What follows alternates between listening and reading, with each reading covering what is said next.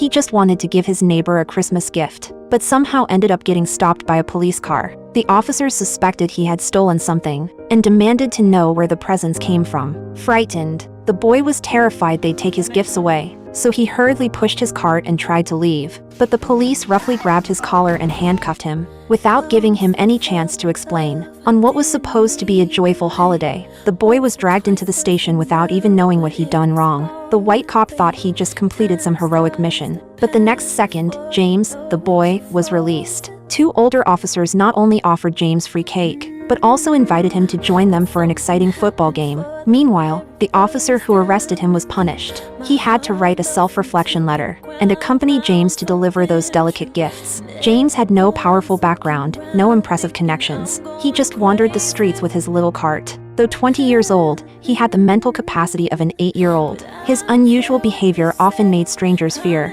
he might somehow pose a threat to their children. Living in such an oppressive and misunderstood world, James became withdrawn and quiet. But whenever he passed a football field, he would hide in the corner and silently watch the players. It was the most relaxing moment of his day. The wire fence didn't just separate him from the players. It also marked the gap between their two worlds. But fate has a way of surprising people. One day, player Johnny accidentally kicked the football out of bounds. It landed right at James's feet. Johnny, with a mocking tone, told James to fetch the ball. Hey Einstein, why don't you try picking the ball up?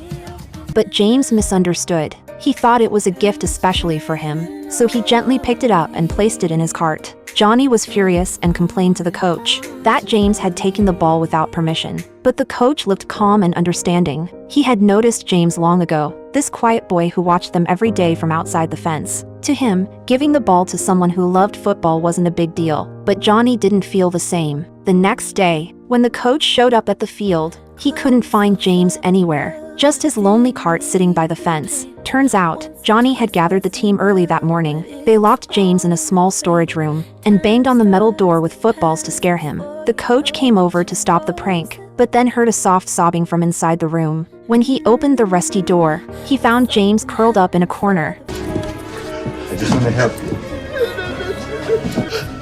I just want to cut the tape off. The coach gently comforted him and helped untie him. Shaken and terrified, James didn't even say thank you. He quickly stood up and ran out of that nightmare. But seeing James in such distress didn't make the players laugh. Maybe it was guilt, or maybe, for the first time, they realized that what they thought was a joke had been pure hell for James. To make them reflect on their actions, the coach gave them a grueling punishment. From sunrise to midday to sunset, they trained without rest until the lesson was burned into their minds. But the